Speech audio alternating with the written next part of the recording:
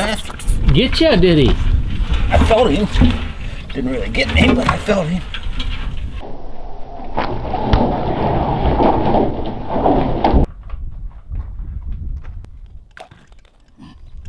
It is turtle cleaning day.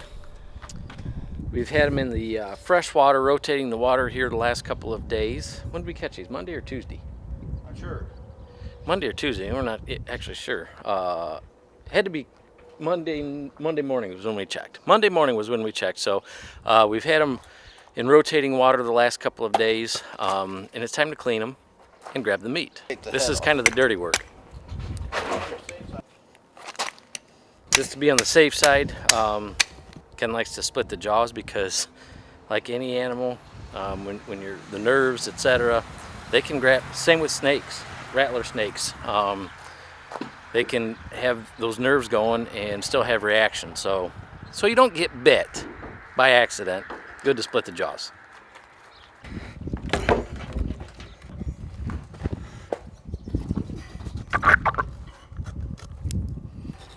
All that water you just pulled out of there when you popped him was just what you had flushed him with. Yes. Yeah. When if you want to.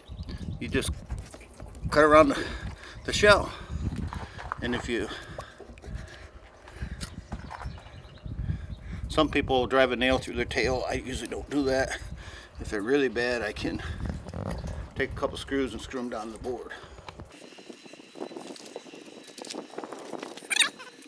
They got a tough hide on them, and to me, a short, stiff knife, sharp obviously, works the best.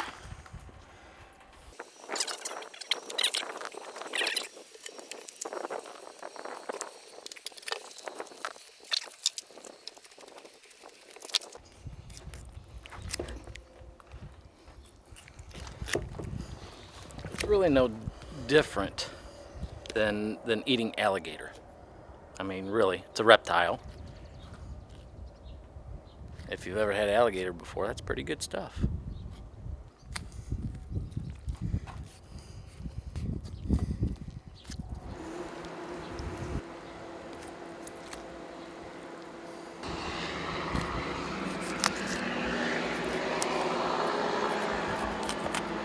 I'm about to where the joint for the foot is. And that's what I'm trying to locate and take it off.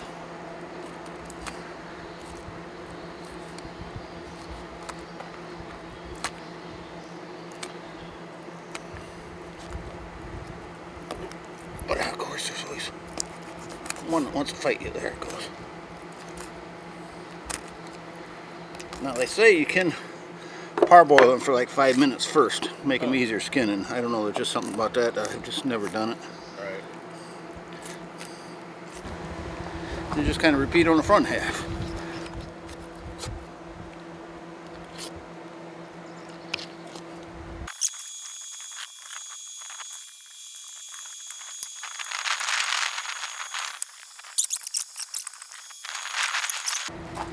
All this orange you want to try to lose if you can. Right. That's turtle fat, it's not. Yeah. Will not be a Tasty treat. yes.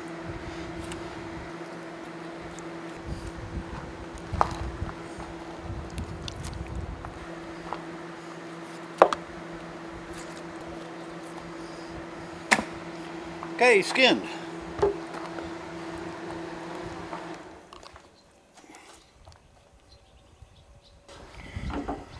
Now, you find the line right at the edge of the shell and its base, and you should be able to cut right through it.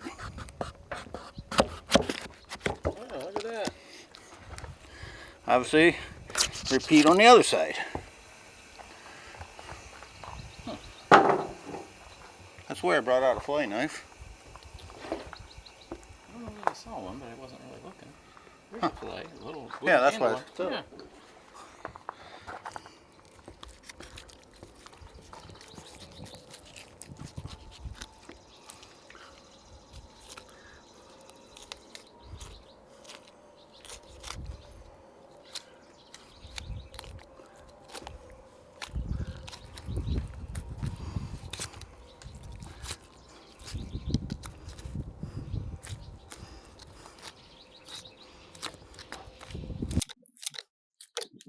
There's the base of the shell done. It's much more, I guess, fleshier on the top of the shell. Yes. And you guys have to kind of separate, and there'll be a joint where it attaches to the back of the shell. You just kind of loosen everything up until you get that joint.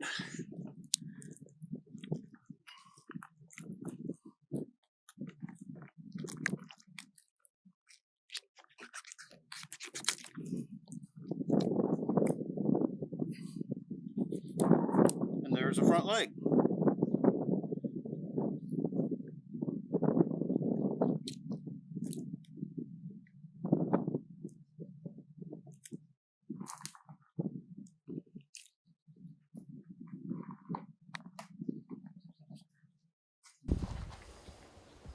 I mean, it's just about as easy to remove the tidbits out here that you don't want. Right.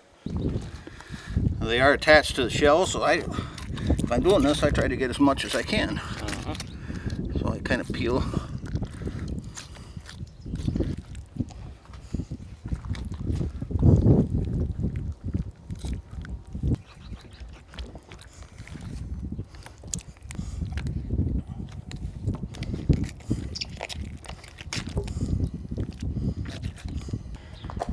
Okay, now, it's been a while.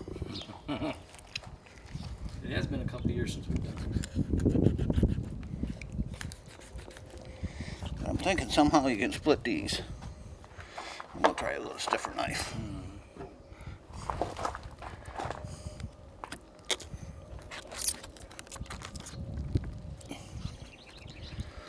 Obviously, this is not necessarily for the faint of heart. If you're not used to skinning animals in general, it's not. It's different. It's different than skinning anything else. You're still looking for meat. They still have muscles, tendons, different musculature, and different bone structure than most anything that we consume, whether it's deer, squirrel, rabbit, what have you. But it's still meat, y'all. It is still meat.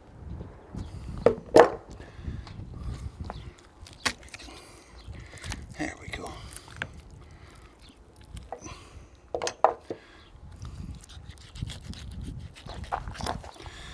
I'm trying to loosen the vent up is what I'm trying to do.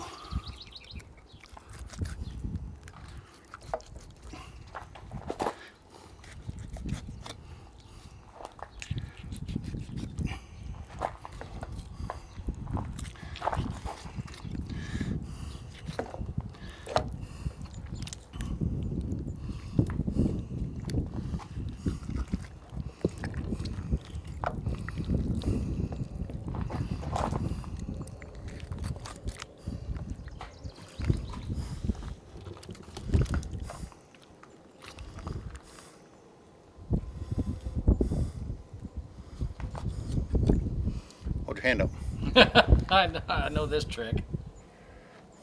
As I mentioned, not necessarily for the faint of heart. That was the turtle's heart. And really, Ken just told a story of years ago when he caught a turtle. And how many weeks was it between doing this and getting it out of the fridge?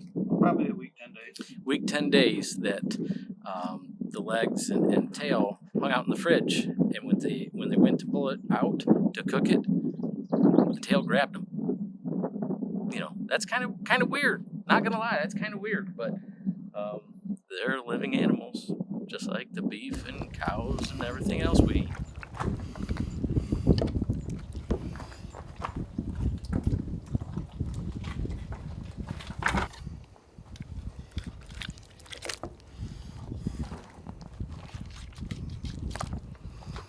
You want to chase down the windpipe and esophagus and all that stuff. Obviously remove all that.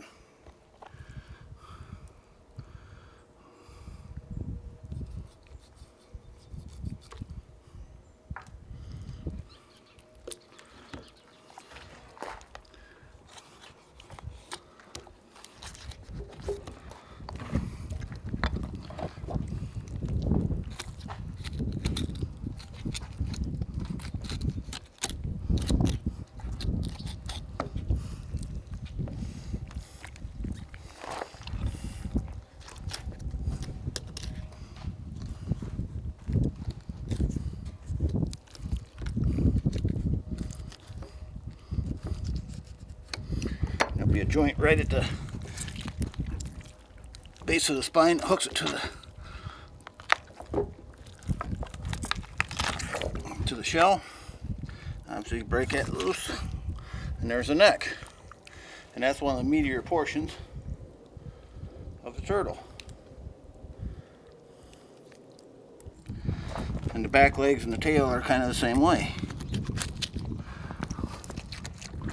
They're attached to the base of the shell.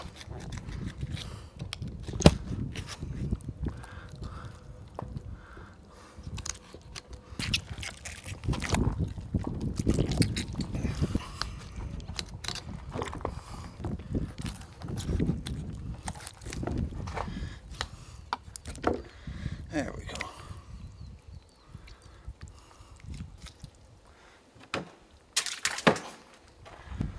Okay, now comes the hardest part. There's two little tenderloins that lay right along the base of the shell, and they're encased in rib bones, I guess, for lack of a better term. And you got to clip on both ends and then peel it out, and you end up with just a little piece of meat, but it's probably the best part of the turtle. Not unlike our white tails, etc. Exactly.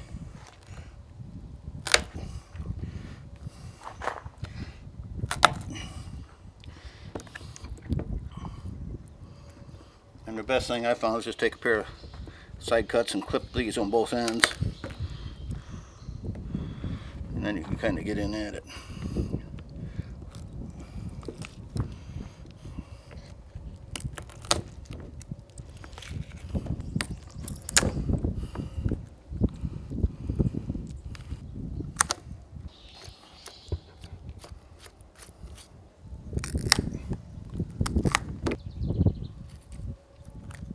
Just kind of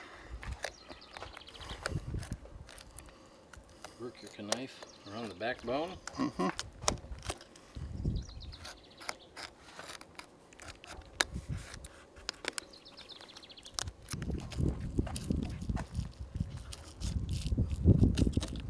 Peel it out like a deer backstrap.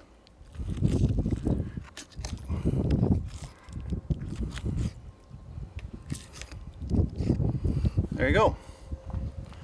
A lot of work for a little piece of meat, but it's well worth it. And like I say, if you're going to harvest an animal, use as much of it as you can.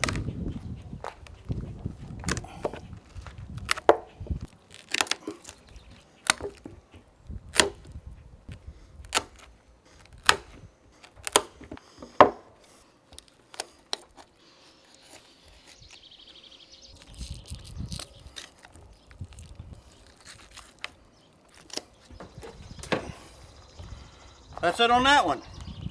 Sweet meat. And now all I do is set it out and let the flies work on it. And let the flies and stuff clean it up. Yep. Pretty neat process. Just takes a little patience, a little bit of know-how, or at least trying to figure out and feel around for the different bones and the bone structure and the muscle structure. But that's turtle meat.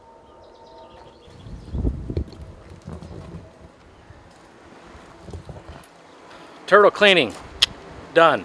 Now we get to go enjoy the fruits of our labor, if you will. Some of it you got to parboil, that sort of things, but like the tenderloins, the back straps, they're going right to the grease, And the good news is, at least for me, that Ken's got some fresh walleye to cook up to. So, exciting times. By land and by sea.